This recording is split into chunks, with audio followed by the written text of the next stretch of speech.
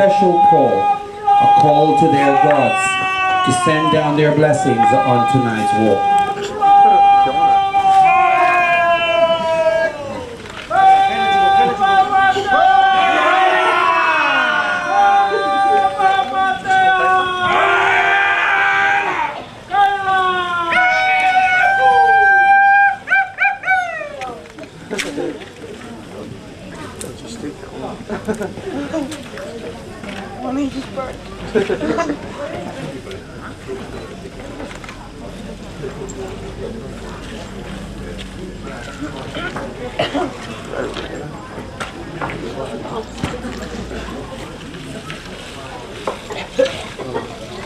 After the removal of the remaining burning logs have been placed carefully on the sides of the peat, and this is the most important part of the ritual.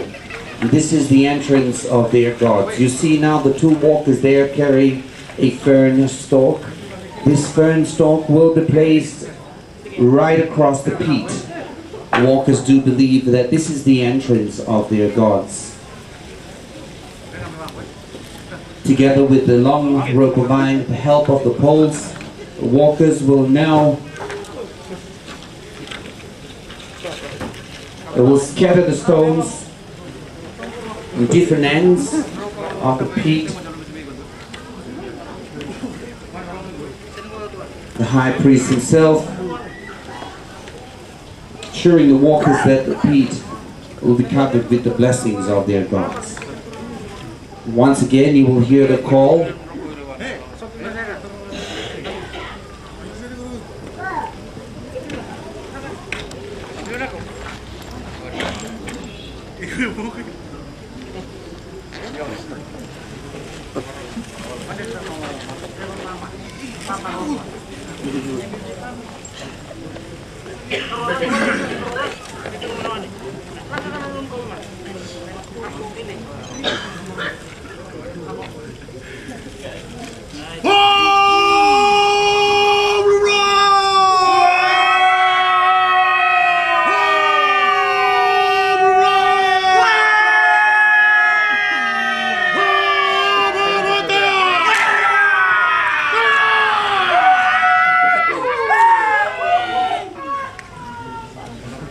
Yes, ladies and gentlemen, from different ends of the peat tonight, and as you will see, the walkers, each of the walkers have dried fern leaves wrapped around their ankles.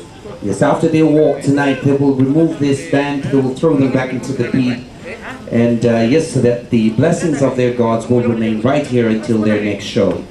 Yes, once again, ladies and gentlemen, this will be done into the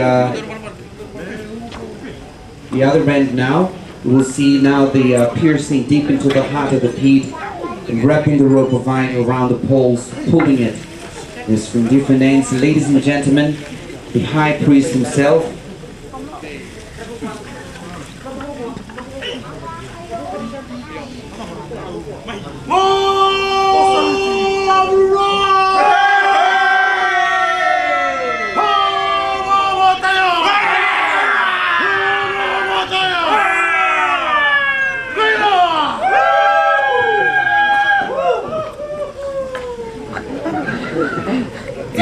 Ladies and gentlemen, after the stones have been scattered all right throughout the peat, and this time around, this is their final preparation. Tonight they will bring back the poles, they will level the stones evenly throughout the peat, yes, turning down any sharp edges they happen to find. It is believed that river stones, when they heat it up, they tend to crack. Yes, it is possible for the walkers to cut their feet, but it's impossible for walkers to burn their feet during this process tonight. Ladies and gentlemen, this is their final preparation. While they are just preparing the peat for their walk this evening, allow me to share with you all a little story of how these people from the island of Beqa gained this power. It started off many years ago. Yes, in the island of Beqa lived a very famous storyteller. This is way back during during the cannibalism era. This is way before Christianity reached our shores. Our ancestors usually worship various gods. The gods of the sky, the sea, you name it. Yes, and yes, this is during Harry Potter and the Lord of the Rings time, eh? Back in the islands lived a very famous storyteller. His name was Ndrendre. He usually entertained the villagers on the island with his stories. And he was one of the top entertainers then. On one occasion he was invited over to this village called Navakaisese. And he requested each audience, whoever will be there present that evening, to bring along with them a type of gift. Any gift will do in exchange of his entertainment. One special evening while he was entertaining a crowd like we have here tonight, he could spot a young man who came without a gift. This young man's name was Tuine Ivingalita. He ordered him out of the crowd and he asked him, "Where is your gift?" Well, this young man here made a deal with the storyteller. He promised the storyteller and he said, "Tomorrow morning, I promise you I will go out hunting. And the first thing I will catch, the very first thing I'll catch, I'll bring that right back and I will present that as my gift to you." The storyteller agreed, made him stay overnight listening to his stories. The next morning, this young man here set off hunting. He decided to go and catch himself some freshwater eels. So he went up into the mountains, located a little stream, sat down right next to it. And while he was digging, he could feel something moving in the mud. He reached down, grabbed hold of it, pulling it out of the mud. He was amazed that it wasn't an eel he had captured. It was a little elf.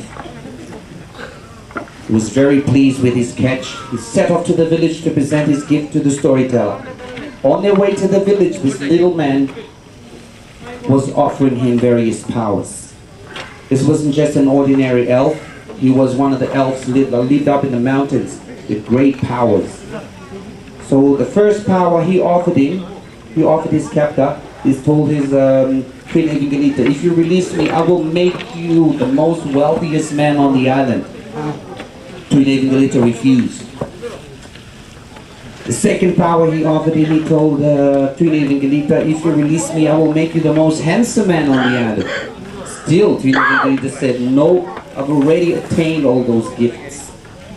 He said, finally, he probably ran out of powers and he offered him the power over fire. This power, he told the little man, "Prove this gift to me." And as you can see, a similar pit like this is dug, light up with stones. A great fire was lit on it. Later in the evening, when the stones were white with heat, this little man jumped into the stones and he called Queen Evangelita to jump in with him. At first, he was afraid. Finally, he plucked up enough courage and he was amazed that he did not feel any effects at all from the hot stones. Not only he could walk across a pit of hot stones, this little man also told him he could be buried for 4 days and emerge safely after 4 days without ever hurting himself. Ladies and gentlemen, this gifted people all the way from the islands of Beqa, this little man rather, was released. The direct descendants of Tuine Ivingalita, this young man, they still serve as high priests of the firewalkers in Fiji today. In performing all throughout the coast, the resorts along the coast, also abroad, showcasing this incredible power, the power that they have been offered by their forefathers. And here they are tonight, ladies and gentlemen, these great walkers all the way from the islands of Beqa. Their final preparation, ladies and gentlemen, firming up the stones. As you can see, some elderly people amongst the walkers this evening, just firming up the stones.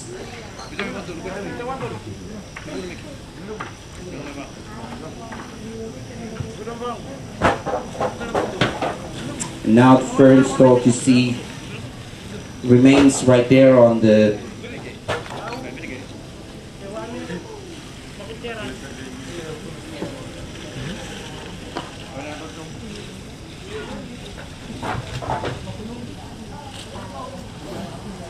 green leaves now will be placed onto the sides of the peat.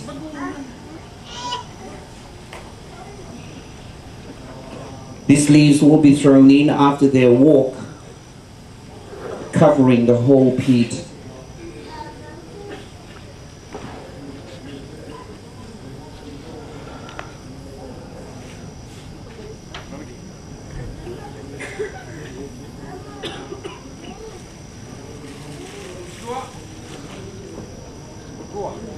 Now the high priest is allocating the walkers in different directions throughout the arena. Call made by the high priest informing the walkers that the pit is ready for the walk. Ladies and gentlemen, approaching the arena tonight are these great firewalkers all the way from the island of Beqa, wasting no time tonight to come and take turns walking on the pit of hot stones this evening. Let's give them a big hand, everyone.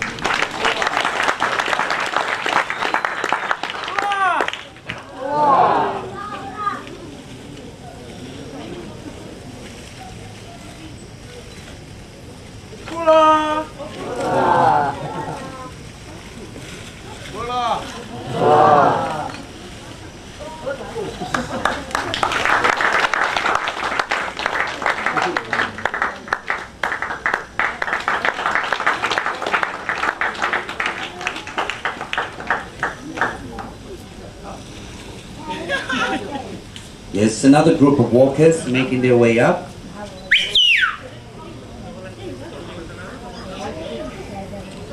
They happen to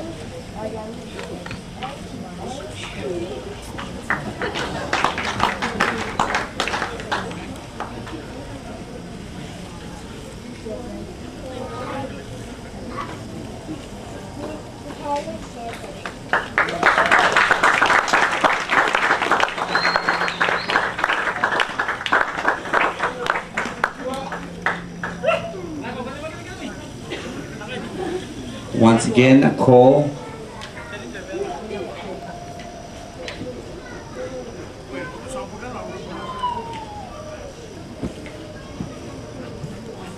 Takes a lot of courage to walk across the street of hot stones, ladies and gentlemen. It's incredible walkers all the way from the island of Beqa, showing you it's one of the powers that they have been offered tonight.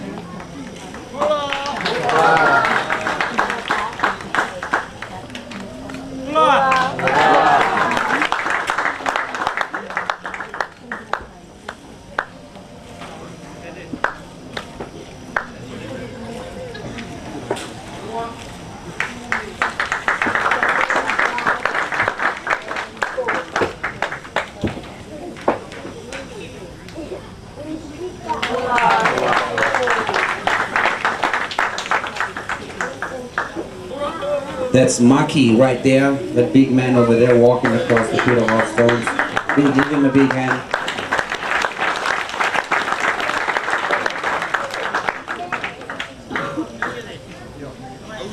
This is their final walk, ladies and gentlemen. Let's give a big hand. Beqa Firewalkers to you this evening.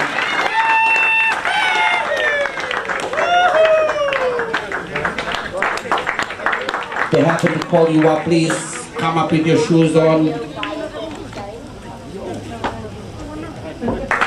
Throwing their ankle back into the pit, ladies and gentlemen, for their final walk this evening.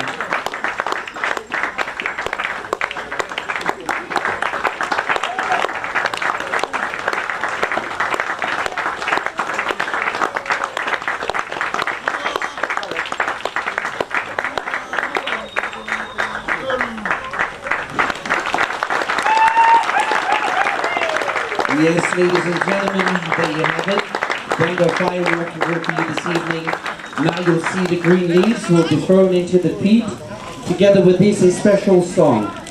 This will be raised by the walkers to their gods, dedicating the song to their gods, thanking their gods for sending down their blessings on tonight's walk.